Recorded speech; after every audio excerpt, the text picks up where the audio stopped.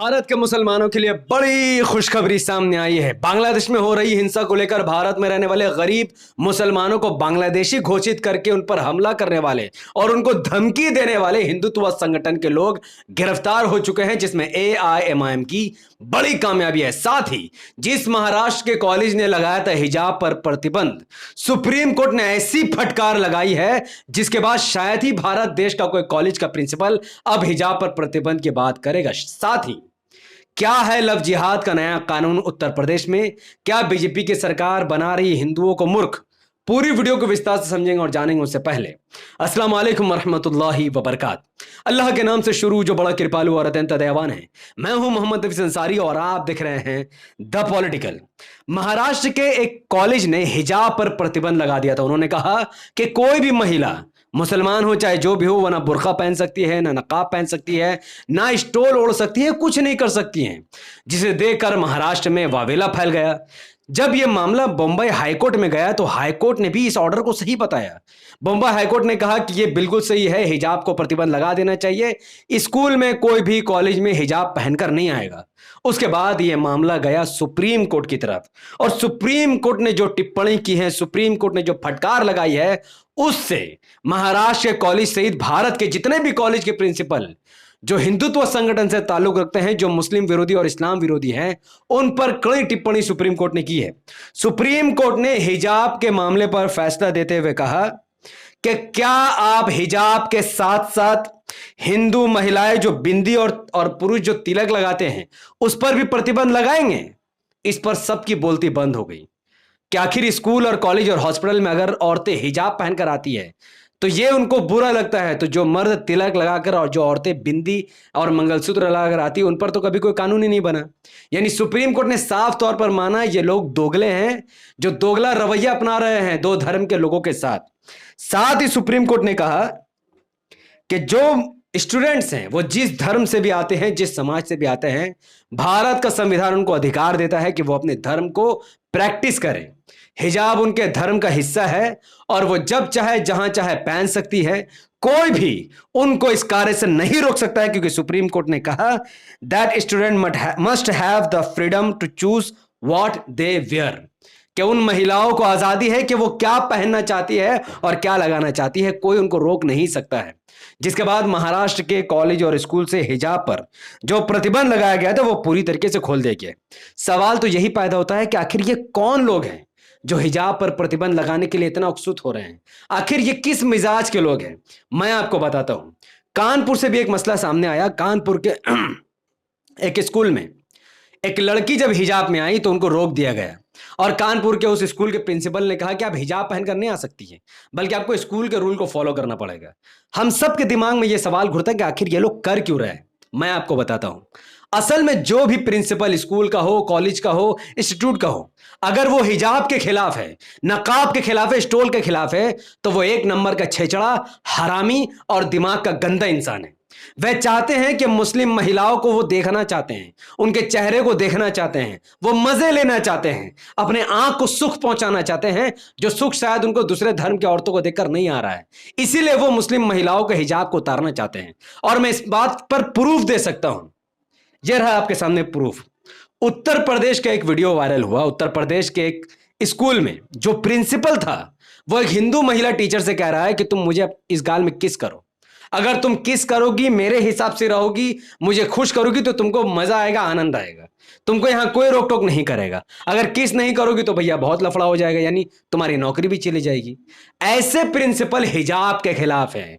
अब सोचिए, जो हिंदू महिला बिना हिजाब के जा रही हैं, चाहे वो काम कर रही है या फिर स्टूडेंट है, उनके साथ इतना बदतमीजी किया जा रहा है कि आप किस करो, उल्टे सीधे काम करो। ये प्रिंसिपल, ऐसे हरामी टाइप के लोग असल में मुसलमानों के खिलाफ है, हिजाब के खिलाफ है, नकाब के खिलाफ है।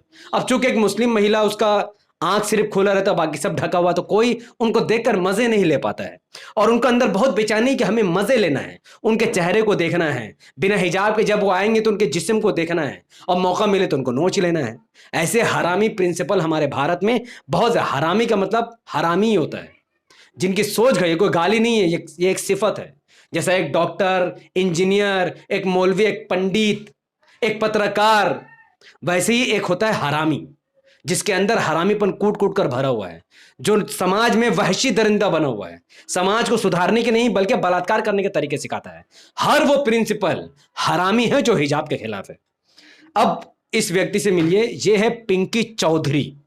ये खुद को हिंदू रक्षा दल का नेता बताता है। जो व्यक्ति हिंदू दल का नेता है, उसकी सोच हिंदू के बारे में क्या है वो आप खुद सुनिए। हम अपने घर बैठे रहे, ये ड्रामा हो रहा है, ये बहनचोद हिंदू ही गांडू है भोसड़ी का, बहन का लौड़ा।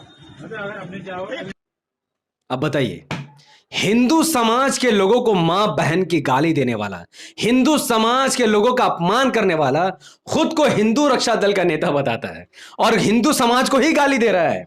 अब ये गाली क्यों दे रहा है वो मैं आपको समझा दूं। बांग्लादेश में जब प्रॉब्लम क्रिएट हुई, शेख हसीना जब बांग्लादेश छोड़कर भाग गई, बांग्लादेश से खबर आई कि कई हिंदुओं के घरों को, दुकानों को जलाया गया, जो कि सही बात है, हिंदुओं को जलाया गया, लेकिन साथ ही हिंदू के घरों और दुकानों की रक्षा भी की गई, क्योंकि हर समाज में अच्छे बुरे लोग होते हैं।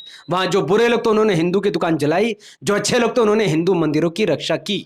अब उस आड़ में ये हिंदू रक्षा दल का नेता पिंकी चौधरी भारत में मुसलमानों को बांग्लादेशी बताकर उन पर हमले की बात कर रहा था, और इसने बाज़ाब्ता पहले धमकी दी और फिर हमले करने गाजियाबाद पहुंचकर गरीब मुसलमानों के झुग्गी झोपड़ियों को तोड़ने लगा।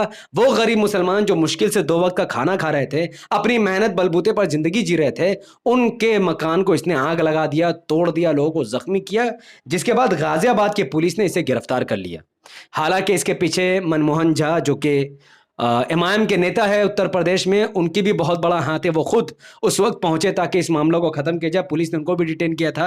अब पिंकी चौधरी गिरफ्तार हो चुका है। गिरफ्तार होने के बाद पिंकी चौधरी हिंदू के मां और बहनों को गाली दे रहा है। क्यों? इसका मानना है कि जिस तरीके से मैंने गरीबों पर अन्याय और जुल्म किया है, वैसे ही भारत के करोड़ों हिंदुओं को भी करना चाहिए। लेकिन चूंकि भारत के करोड़ों हिंदू अच्छे हैं, शरीफ है, मेहनत करते हैं, अपना घर चलाते हैं, वो गुंडागर्दी नहीं करते। लेकिन पिंकी चौधरी एक नंबर का गुंडा मवाली कुत्ता है और ये चाहता है कि हिंदू का एक बड़ा समाज भी इनके जैसा बन जाए, पर वो तो होने वाला है नहीं, इसीलिए यह गाली दे रहा है। अब गाजियाबाद पुलिस ने उस दंगाई पिंकी चौधरी को गिरफ्तार कर लिया है। साथ ही पिंकी चौधरी के ऊपर भारत न्याय संहिता की धारा 191, धारा 354, धारा 115, धारा 117, धारा 299, धारा 324, ये वो धाराएं हैं जिसे आप स्क्रीनशॉट ले लीजिए, गूगल में जाके सर्च कीजिए कि ये कौन सी धाराएं हैं। कम से कम पिंकी चौधरी को 10-15 साल की अब सजा होगी, क्योंकि इसने देश में आतंक फैलाने की कोशिश की, देश में रहकर देश की एकता और अखंडता को खराब करने की कोशिश की, जिसकी वजह से गाजियाबाद की पुलिस अब इस पर एनएसए लगाने की भी तैयारी कर रही है। हालांकि चांसेस कम है कि इसके ऊपर एनएसए लगे, क्योंकि इससे फायदा बीजेपी को ही है। ऐसे दंगाइयों का सीधा फायदा बीजेपी को ही होता है। ठीक उसी तरीके से एक नेता है सत्यम पांडे। अब इसने भी वैसे ही किया। इसने कहा कि 24 घंटे के अंदर भारत में जितने भी बांग्लादेशी हैं वो छोड़कर चले जाए, वरना इसका आतंक जो फैलेगा फिर तो पूरा दुनिया देखेगी। जाहिर है कि ये भारत में रहने वाले मुसलमानों को ही बांग्लादेशी कर रहा था। ये एक्शन लेता उससे पहले ही पुलिस ने इसे भी अरेस्ट कर लिया है, और अब ये गिड़गड़ा रहा और माफी मांग रहा है कि भैया हमने ऐसा कुछ नहीं कहा था, भैया तुमने कहा है। अब इस पर भी भारी मुकदमे एफआईआर लगेगी। अब एक और व्यक्ति से मिल गया, दक्ष चौधरी। दक्ष चौधरी दिल्ली में भी यही कांड कर रहा था। ये भी बांग्लादेश में मारे गए या जलाए गए हिंदुओं के घरों का बदला भारत के मुसलमानों से लेने की बात कर रहा था, और इसने दिल्ली में एक इलाके में जाकर बाज़ाब्ता मारपीट की इसके लोगों ने, और इसके गुंडों ने घर तोड़ने की भी कोशिश की, और अच्छा खासा इसने दंगा फैलाया, जिसके बाद एआईएमआईएम ने इस पर हस्तक्षेप किए। एआईएमआईएम की दिल्ली टीम ने इस दक्ष चौधरी के ऊपर एफआईआर करने की डिमांड की, बाज़ाब्ता पुलिस में जाकर इसके खिलाफ एफआईआर भी कर दी, और अब दक्ष चौधरी रोता हुआ फिर रहा है कि यार मेरी क्या गलती थी, हिंदुओं मेरी क्या गलती थी। और ये भी कह रहा है दक्ष चौधरी कि हिंदू को मेरे जैसा नहीं बनना चाहिए। अरे भैया तेरे जैसा कोई भी ना बने, तू तो एक नंबर का कुत्ता, हरामी जैसा व्यक्ति जो देश में हिंदू मुसलमान को लड़ाना चाहता है, गरीब लोगों के झुग्गी और झोपड़ी को तोड़ रहा है। वहां पर कई सारे हिंदू भी थे, उसको भी तुमने नुकसान पहुंचाया। तो हिंदू तो बेचारा खाने कमाने और देशभक्ति में बिजी है, तेरे जैसा दंगाई थोड़ी कर रहा है। अब ये रो रहा है क्योंकि इसके खिलाफ पुलिस ने अरेस्ट वारंट जारी कर दिया है। जैसे ही पकड़ाएगा पुलिस की डंडा इसे लगेगी और ये जेल के अंदर जाएगा। अब उत्तर प्रदेश के लव जिहाद बिल के बारे में बात करते हैं। यूपी विधानसभा में लव जिहाद का बिल पास हो चुका है, जिसके तहत कोई भी व्यक्ति अगर लव जिहाद करेगा उसे लाइफ इंप्रिजमेंट यानी ताउमर जेल जेल में बिताना, क्या उसे हिंदी में बोलते हैं, उम्र कैद की सजा है उर्दू में। यानी अगर कोई लव जिहाद करेगा तो उसे उम्र कैद की सजा मिलेगी। जबकि सच्चाई यह है कि ना कुरान में लव जिहाद के बारे में लिखा है, ना हदीस में लव जिहाद के बारे में लिखा है। भारत के 25 करोड़ मुसलमान के साथ साथ पूरी दुनिया के 2 बिलियन मुसलमान जानते हैं कि लव जिहाद जैसी कोई चीज है ही नहीं। लेकिन फिर भी योगी आदित्यनाथ लव जिहाद का कानून क्यों ला रहे हैं? क्योंकि योगी जी लव जिहाद का कानून लाकर उत्तर प्रदेश में रहने वाले करोड़ों हिंदुओं को मूर्ख बनाने की कोशिश कर रहे हैं। क्योंकि योगी आदित्यनाथ 2 बार उत्तर प्रदेश के सीएम रह चुके हैं। ना इनकी औकात स्कूल बनाने की है, ना कॉलेज बनाने की है, ना हॉस्पिटल बनाने की है, ना इंस्टीट्यूट बनाने की है। इनकी हैसियत नहीं कि एक अच्छा school, college, hospital Uttar Pradesh को दे। लेकिन चूंकि इनको कुर्सी से बहुत मोहब्बत है और इनको पता है इनको कुर्सी दिलाने में हिंदू समाज के लोग हाथ है, अब उनको कैसे मूर्ख बनाया जाए। तो लव जिहाद का कानून ला दो, हिंदू खुश, मुसलमान परेशान, योगी की कुर्सी बच गई, सब हैरान। यही कुछ चल रहा है। मैं भारत में रहने वाले हिंदुओं से निवेदन करता हूं कि योगी आदित्यनाथ जो कुछ कर रहे हैं या बीजेपी जो कुछ कर रही है, ये आपके फायदे के लिए नहीं, ये सब एक राजनीति है, एक गंदी और घटिया और नीच टाइप की राजनीति है, जिसका नुकसान हिंदू मुसलमान सबको झेलना है।